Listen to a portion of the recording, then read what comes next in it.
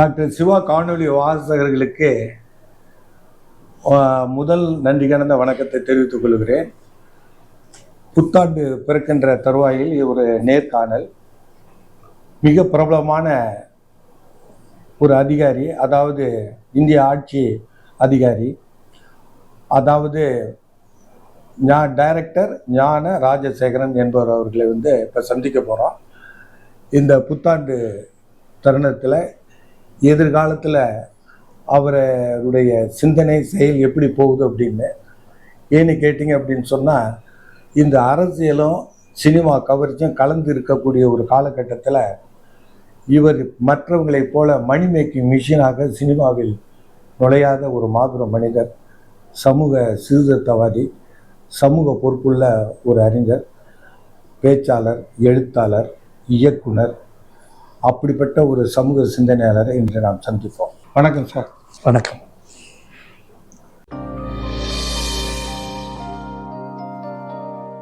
நீங்க என்ன செய்யலாம் அப்படிங்கிற மாதிரி ஒரு இன்ஃபார்மேட்டிவா சொல்லுங்க. இன்னைக்கு தமிழ் சினிமா எந்த நோக்கி போயிட்டு இருக்குனாக்கா, இன்னைக்கு அதுனா இப்போ ஒரு நேர்மையான பிஸ்னஸ் கூட எல்லாம் போயிடுச்சு. முன்னெல்லாம் ஒரு ஒரு எத்திக்ஸ் இருக்கும், கதையில் இருக்கும். அப்புறம் ஈவன் வியாபாரத்துலேயும் ஒரு எத்திக்ஸ் இருக்கும். அப்போல்லாம் என்ன பண்ணுவாங்கனாக்கா, ஒரு படத்தை எல்லா படத்துக்கும் ஒரு ரிலீஸ் இருக்கும். எந்த படம் எடுத்தாலும், சின்ன படம் எடுத்தாலும் சரி, பெரிய படம் எடுத்தாலும் சரி, சிவாஜி நடித்தாலும் சரி, எம்ஜிஆர் நடித்தாலும் சரி, யார் ரஜினிகாந்த் நடித்தாலும் சரி, எல்லாருக்கும் ஸ்க்ரீனிங் 100% உத்தரவாதம் உண்டு. எல்லோரும் போலயே அவங்க ஸ்க்ரீன் பண்ணுவாங்க. கொஞ்சமான தேட்டரில் பண்ணுவாங்க, அதிகமான தேட்டரில் பண்ணுவாங்க. அதிகம்னாக்கா அப்போல்லாம் ஒரு 36 தேட்டர் தான் மினிமம். அப்போல்லாம் எல்லா ஊர்லேயும் 36 சென்டர்ஸில் பண்ணுவாங்க. அப்படி தான் இருந்தது. அதில் என்ன ஆகுனாக்கா, ஒரு படம் ஒன்று அந்த அந்த ஒரு வாரம் 2 வாரம் ஓட்டுறாங்க பாருங்கள். லேட்டாக ஜனங்கள்லாம் பார்த்துட்டு இது நல்லா இருக்குது அப்படின்னு சொல்லி எல்லாரும் சொல்லி அந்த படம் ஒரு 2வது வாரத்தில் தான் பிக்கப் ஆகும். மற்ற படங்கள் இப்போ பெரிய நடிகர்கள் படங்கள்லாம் முதல் வாரத்திலே ஆட்கள் உள்ளே போயிடுவாங்க. இதுதான் ஒரு தமிழ் சினிமானுடைய இதுவாக இருந்தது. இப்போ இன்றைக்கி என்ன ஆகி போச்சுனாக்கா, அந்த நேர்மையான பிஸ்னஸே இப்போ இல்லை. இப்போ அநியாயமான பிஸ்னஸ். எப்படின்னாக்கா, இவங்க என்ன பண்ணுறாங்கனாக்கா, ஒரு படம் எடுக்கிறாங்க, அந்த படத்தில் எந்த விதமான கண்டென்ட் கிடையாது. எல்லாம் குப்பை கண்டென்ட் தான். அது ரஜினிகாந்த் நடித்தாலும் சரி, விஜய் நடித்தாலும் சரி. நீங்கள் எல்லா படம் பார்த்தீங்க, இப்போ பார்த்த ஒரு 10 படங்கள் நீங்கள் எடுத்து பார்த்தீங்கன்னாக்கா, எல்லா படம் ஒரே கதை தான். ரவுடியை வச்சுக்கிட்டு ஒரு கதை பண்ணுறாங்க. எல்லாரையும் கொல்றது, வெட்டுறது, வயலன்ஸ் என்ஜாய் பண்ணுறான் நம்ம ஆளுங்க, பாட்டு என்ஜாய் பண்ணுறான். இது மாதிரி விஷயங்களை வச்சுக்கிட்டு அவங்க என்ன பண்ணுறாங்க, ஆள் தான் சும்மா கதை மாறுதுன்ற மாதிரிலாம் ஒன்றும் கிடையாது. அவங்க என்ன பண்ணால் ஒரு படத்தை வரதுக்கு முன்னாலேயே அதை பற்றி இருக்கிற உதிரியான சமாச்சாரங்களை ஹைலைட் பண்ணுறது. இப்படி எடுத்தார், அப்படி எடுத்தார், அந்த ஊரில் போனார், அவர் உட்காந்தார், ஜூஸ் குடித்தார், அந்த பொண்ணு இப்படி வந்தது, இந்த பொண்ணு இப்படி வந்து, அந்த பொண்ணு கோச்சிட்டு போயிடுச்சு. இதெல்லாம் சினிமாவுக்கு அவசியமே கிடையாது. இது சினிமாவுக்கு இதனால சினிமா ஒன்றும் இம்ப்ரூவ் ஆக போகிறது கிடையாது. உள்ளே என்ன வச்சுருக்காங்க தான் முக்கியமே தவிர அது வெளியே என்ன நடந்ததுன்றதுல பிரச்சனையே கிடையாது. இப்படிலாம் பண்ணி என்ன பண்ணாங்க, இது ஆக்சுவலி இப்போ மாடர்னாக என்ன பண்ணுறாங்க இவங்க, இதை ஒரு படத்தை பற்றி ஹைப் அதிகமாக்குறது. ஹைப்பு ஒரு வருஷமாக இதே பற்றி பேசிகிட்டு இருக்காங்க. எல்லா பத்திரிகையிலும் இதை பற்றி பேசிகிட்டு இருக்காங்க. இந்த படம் இங்கே வருது, அதில் வருது, அது சின்ன சின்ன கதையெல்லாம் அப்படி இருக்குது, அது அரசாங்கத்தை ஏற்று பேச போகிறாங்க. இப்படிலாம் ஒன்றும் கிடையாது. துட்டு சம்பாதிக்கிறான், அவ்வளோதான். இதை பண்ணிவிட்டு என்ன பண்ணுறாங்க, எப்போ அது மோசமான வியாபாரம் ஆகுதுனாக்கா, எல்லா படத்துக்கும் அவங்க ஒரு தேட்டரில் ரிலீஸ் கொடுக்குறோம் இல்லையா, இவங்க அந்த தேட்டர் ரிலீஸ் எல்லா படத்துக்கும் கொடுக்குறது கிடையாது. இந்த நடிகர்கள் சம்மந்தப்பட்ட படங்களுக்கு மட்டும்தான் இப்போ நான் 36 தேட்டர் நான் சொன்னேன் மினிமம். இவங்க என்ன பண்ணுறாங்க, இப்போ வெளிநாட்டிலலாம் இருக்கிற தேட்டர்ஸ்ல எல்லாம் என்ன பண்ணுறாங்க, 1000 தேட்டர்ஸ் கொடுக்குறாங்க இவங்க. 1000 தேட்டர். அதுக்கு காரணம் முன்னால் ஸ்க்ரீன் இது இருந்தது, நெகட்டிவ் இருந்தது. இப்போ நெகட்டிவ் கிடையாது. இப்போ டிஜிட்டல் ஆகிட்டதுனால முன்னால் ஒரு பிரிண்ட் போடுறதுக்கே 1 லட்சம் ரூபாய் ஆகும். இப்போ அது 6000 ரூபாய் தான் ஆகுது. அதனால் அந்த அட்வான்டேஜ் எடுத்துக்கிட்டு நீங்கள் எவ்வளோ நம்பர்னா எடுக்கலாம், பெரிய லாஸ் ஒன்றும் கிடையாது. இப்போ என்ன பண்ணுறாங்க, இந்தியா உலகம் ஃபுல்லாக 1000 தேட்டரில் ஒரே சைமல்டேனியஸாக ரிலீஸ் பண்ணுறாங்க. இது மாதிரி படங்கள்லாம் ஒன்றே நடிகர் இருந்தால் தானே அவங்களுக்கு தெரியும் அதை பற்றி. அப்போ உள்ளே நுழையிறாங்க. நுழைஞ்சு 3 நாளில் அவங்க தீர்மானிச்சிடறாங்க அந்த படத்தை. அது நல்லதா கெட்டதான்றதுக்கு வெள்ளி, சனி, ஞாயிறு 3 நாள் போதும் ஒரு படம் நல்ல படமா இல்லையா கண்டுபிடிக்கிறதுக்கு. அதுக்குள்ளேயே உங்களுக்கு ரூபாய் வந்துடுது. 80% ஆஃப் தி அமௌண்ட் இந்த 3 நாளில் 1000 தேட்டரில் ஓடுறதுனால, முன்னால் 36 தேட்டரில் ஓடி 2வது வாரத்தில் தான் அதை பற்றி தெரியும். இப்போ 1000 தேட்டரில் 3வது நாள் அது தெரியறதுக்குள்ளேயும் ரூபாய் சுட்டிடுறாங்க. இது எவ்வளோ பெரிய ஃப்ராடு! இது ஜேப்படி தான். இது நீங்கள் அப்படியே பார்த்துட்டு இருக்கும்போது ஒருத்தர் வந்து பின்னால் பாக்கெட்டில் வந்து உங்களுடைய பர்ஸை தின்னு போகிற மாதிரி தான் பண்ணுறாங்க. ஜாக்பாட் தான் இது வந்து எனக்கு இங்கே இருக்கிற யாருக்குமே வந்து ஒரு உத்தரவாதம் இல்லை, ஒரு பொறுப்பு இல்லை. அது ரஜினிகாந்த் எல்லாம் சூப்பர் ஸ்டார்னு சொல்கிறாங்க, அவருக்குன்னா எவ்வளோ பொறுப்பு வச்சிருக்கணும். இப்போ விஜய் வந்து இன்னைக்கு அரசியலில் வந்து பேசுறதுக்கு விரும்புகிறார். ஆனால் இங்கே அதுவும் இது போதாதுன்னு சொல்லிட்டு முதல் நாள் டிக்கெட் வந்து 1000 ரூபாய் டிக்கெட்டு, 2000 ரூபாய் டிக்கெட்டு, 3000 ரூபாய் டிக்கெட்லாம் விற்று, அதாவது என்ன பண்ணுறாங்க, அந்த படத்தை பற்றி ஒரு நல்ல அபிப்பிராயம் அல்லது கெட்ட அபிப்பிராயம் வர்றதுக்கு முன்னாலேயே அவங்க காசு பார்த்துடுறாங்க, அதனுடைய 80%. இது ஒரு நேர்மையான பிஸ்னஸ் இல்லை, நேர்மையான சினிமாவும் இல்லை. இதுதான் இப்போ நடந்தது. ஆனால் எவ்வளோ மோசமான சினிமாவில் கூட நல்ல சினிமா ரசிகர்கள் இருக்கான். அவன் வந்து இப்போ நாங்கள் வந்து இப்போ அவங்க தான் நோக்கி எடுத்துகிட்டு இருக்கோம்.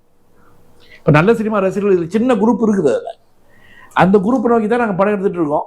ஆனால் அவங்கள நம்பி நம்ம எடுக்கும்போது அவ்வளோ ஒன்றும் அவங்க நம்மளை கைவிடுறதில்லை. அவங்க என்னன்னாக்கா நமக்கு இதுக்கு நான் தயாராக இருக்கும். நாங்கள் வந்து எடுக்கிற பணம் போடுற பணம் இருக்கு இல்லைங்களா, அது மட்டும் நமக்கு வந்தால் போதும். அதனால எனக்கு இன்னும் ப்ரொடியூசர்ஸ் கிடைக்கிறாங்க, இல்லை கிடைக்க மாட்டாங்க. நான் 6வது படம் எடுக்கிறேன்னாக்கா எனக்கு ஒரு ப்ரொடியூசர் கிடைக்கிறாங்க இல்லையா, அதுக்கு என்ன காரணம்னாக்கா முதல் எங்களுக்கு கிடைக்குது. அது அப்படி தான் நான் ஒர்க் அவுட் பண்ணுறேன். இப்போ பாரதி மாதிரி ஒரு படத்தை வந்து நீங்கள் இவங்க சொல்கிற 1000 கோடி 100 கோடி 200 கோடியெல்லாம் பண்ணுறாங்களா, அப்படிப்பட்ட ரூபாய் அது கிடச்சிருக்கணும் செய்யறதுக்காக, எல்லாத்தையும் கிரியேட் பண்ணுறதுக்கு. நம்ம வந்து என்ன பண்ணுறோம், 150 கோடி இல்லை 150 லட்சத்தில் தான் நம்ம எடுத்துருக்கோம் அந்த படத்தை. ஏன்னா அவ்வளோதான் இந்த நடிகரை வச்சு நம்ம வந்து சம்பாதிக்க முடியுன்றது என்னுடைய கணக்கு. ஸோ அதை வச்சு நம்ம பட்ஜெட் சின்னதாக போடுறதுனால நம்ம வந்து இந்த ஃபீல்டில் இருக்கோம். படங்கள் வந்து இதுக்கு ரசிக்கிற ஆட்கள் இருக்காங்க. இப்போ இன்னும் கூட பாருங்களேன், நான் பாரதி வந்து 2000 எடுத்தேன். எனக்கு போன வாரம் தான் வந்து எனக்கு அந்த பாரதி பாசறைன்னு சொல்லிட்டு கோயம்புத்தூரில் வந்து எனக்கு பாரதி விருது கொடுக்குறாங்க, 25 வருஷத்துக்கு முன்னாடி எடுத்த படத்துக்கு. அப்போது இப்போ நீங்கள் இங்கே என்னென்னவோ வருது இல்லையா, கோட்டுக்கிட்டெல்லாம் வருது. ஒரு 5 வருஷத்துக்கு பிறகு கோட்டு பற்றி யாராவது பேசுவானா? அதை பற்றி தெரியாது. ஆக்சுவலி இவங்க சொல்கிற பெரிய இவ்வளோ கோடி சம்பாதிச்சு சொல்கிற படங்கள்லாம் வந்து 1 வருஷத்துக்கு முன்னாவே அந்த படம் வந்து யாருக்கும் தெரியாது. சில படங்கள் ரொம்ப ரேராக 1-2 படங்கள் தான் வந்து ரொம்ப நாள் என்டர்டைன் பண்ணுறதே தவிர, இவங்க எழுதுகிற படங்கள்லாம் வந்து என்னன்னாக்கா அப்பப்போ அது முடிஞ்சு போகுது. போண்டா பஜ்ஜி மாதிரி தான் டெய்லி நியூஸ் பேப்பர். ஆமாம், அதில் இப்போ எங்களுடைய படங்கள் வந்து நாங்கள் பெருமைப்பட்டுக்கலாம். உண்மையிலேயே நான் பாரதி வந்து 20 மட்டுமே நான் மோகமுள் வந்து 25 வருஷம் ஆச்சுன்னு சொல்லி இது அமெரிக்காவில் வந்து செலிப்ரேட் பண்ணாங்க. இங்கேருந்து போன அந்த இன்ஜினியர் ஆட்கள்லாம் இருக்காங்க, அவங்க வந்து ஒரு ஹோட்டலில் செலிப்ரேட் பண்ணி எனக்கு அன்றைக்கி ஃபோன் பண்ணுறாங்க, நீங்கள் பேசுங்க சார் சொல்லி. எனக்கே தெரியாது, நானே மறந்துட்டேன் நான். ஸோ அதனால் அது அந்த மகிழ்ச்சி இருக்கிறவங்க. நம்ம வந்து எப்பவுமே வந்து ஒரு படைப்பாளிக்கு என்ன மகிழ்ச்சினாக்கா, நம்ம படைப்பு எப்படி அங்கீகரிக்கப்படணும்னு ஒன்று இருக்குது. சும்மா எல்லாம் வந்து சார் நீங்கள் அப்படி எப்படி சார்ன்னு சொன்னால் அது ஒன்றும் பெரிய மரியாதை கிடையாது. அதை உண்மையை ரசித்து மரியாதை பண்ணால் நம்ம ஒரு 10 பேர் இருந்தால் கூட அது பெரிய விஷயம்தான். ஸோ அந்த இருக்கிறதுனால தான் நான் சினிமாவில் இன்னும் இருக்கேன். இப்போ அடுத்த படம் நான் செய்ய போகிற படம் வந்து என்னுடைய மோகமுள், முகம், பாரதி, பெரியார், அப்புறம் ராமானுஜன், மேத்தமெட்டிஷியன் ராமானுஜன். ஸோ இத்தனை படம் எடுத்தாச்சு.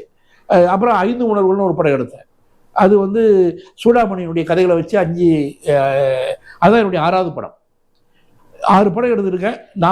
3 நேஷ்னல் அவார்டு, ஒரு 6 ஸ்டேட் அவார்டு.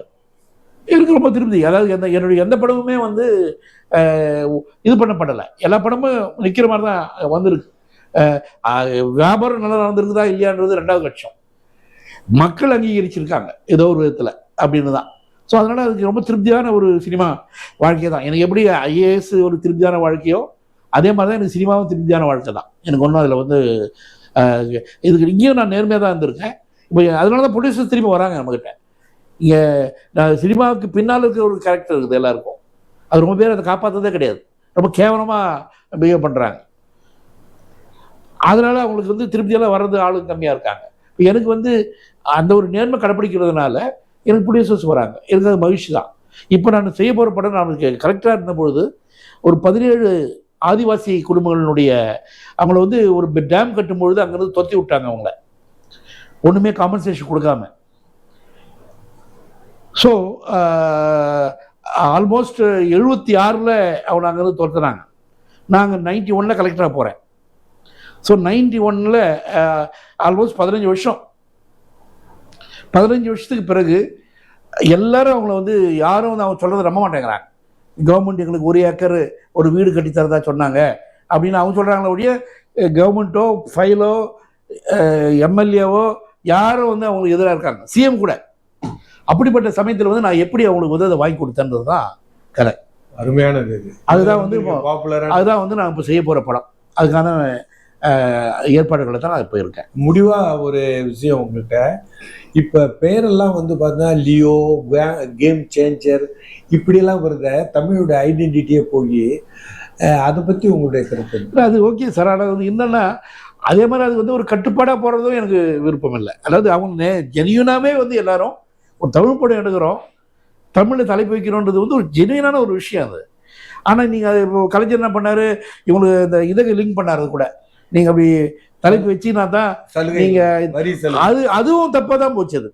அது உதவாத டாப்பிக்கில் வந்து என்னென்னமோ பேர்களை வச்சாங்க, அதுக்கு படத்துக்கு சம்மந்தமே கிடையாது. அதனால் அது இல்லை. அது ஒரு படைப்பாளி வந்து ஒரு கான்சியஸாக பொறுப்புணர்ச்சியோடு தமிழ் டைட்டில் வைக்கணுன்றது தான் வந்து நியாயமான வேண்டுகோள். அதை அவங்க தான் உணரணும். அது நீங்கள் கவர்மெண்ட் மூலமாக நீங்கள் பண்ணீங்கன்னாக்கா கவர்மெண்ட்டை திருப்திப்பட அவனுக்கு அந்த ரூபா வேணும், அவர் கொடுக்குற 7 லட்ச ரூபா வேணும். அதுக்காக நான் பண்ண எதனா வந்து ழான்னு வைக்கிறான், ஒருத்தன் ழான்னு வச்சுட்டான், ஒன்று கான்னு வச்சிருக்கான். லியோ வந்து நீங்கள் இங்கிலீஷ் பேர் தானே. நான் சொல்றது அந்த இது வாங்குறதுக்காக, அவங்களுடைய சப்சிடி வாங்குறதுக்காக சம்மந்தமே நம்ம கா வச்சுங்க, கா எக்ஸ்ன்னு சொல்ற மாதிரி. அதெல்லாம் ரொம்ப நான் அதுவும் தப்பு தானே. அதாவது அது எனக்கு சினிமாக்காரங்க வந்து என்ன பண்ணுறாங்க, அந்த ஓட்டோடு சேர்ந்து எதனா ஒரு கேப் இருந்தால் அதில் நுழைய தான் பார்க்குறாங்களே தவிர, ஒரு நேர்மையாக கதை சொல்லுங்கள், நேர்மையாக பாராட்டு பெறுங்க, நேர்மையாக சம்பாதிங்கன்ற நான். நீங்கள் அதுக்காக வந்து என்டர்டைன் பண்ண படங்களே தப்பு கிடையாது. இப்போ காதலிக்கு நேரமில்லைன்னு ஒரு படம் பண்ணார் ஸ்ரீதர், அது இன்னைக்கு கூட பாருங்கள் எவ்வளோ என்டர்டைனிங்காக இருக்குது. இப்போ திருநானா மோனமான்னு ஒரு படம், அது இன்னைக்கு கூட பாருங்கள் எப்படி இருக்குது. ஸோ அப்படி அதெல்லாம் என்டர்டைனர்ஸ் தான். நெஞ்சில் ஒரு ஆலயம் என்டர்டைனிங்கிறது தப்பு கிடையாது. ஆனால் என்டர்டைனிங் வந்து குப்பையாக போட்டு அது ஒன்றும் இல்லாமல் பண்ணுறது தான். இறுதியாக ஒரு வேண்டுகோள், என்னுடைய விருப்பம் அது. நீங்கள் பாரதியாரை பற்றி கதையை பார்த்து படித்து கிடிச்சு அதில் எது இருக்குன்னு சொல்லி எடுத்துக்கிட்டீங்க. அதை அது ராபர்ட் கால்டுவெல்லையும் ரொம்ப இன்ட்ரெஸ்டிங்காக இருக்குது. ஏன்னா அதை பற்றி நான் புத்தகம் எழுதியிருக்கேன், அதையும் யோசிக்கணும்னு கேட்டுக்கொண்டு நீங்கள் இதுகாரம் வந்து ரொம்ப அற்புதமாக இந்த ட்ரெண்ட்ஸ் அண்ட் ப்ராஸ்பெக்ட்ஸ், இதனுடைய போக்கு, இதனுடைய எதிர்காலத்தை பற்றி மிகச் சிறப்பாக சொன்னீங்க. அதனால் டாக்டர் சிவா வீடியோ சார்பாக நன்றி தெரியும். நன்றி.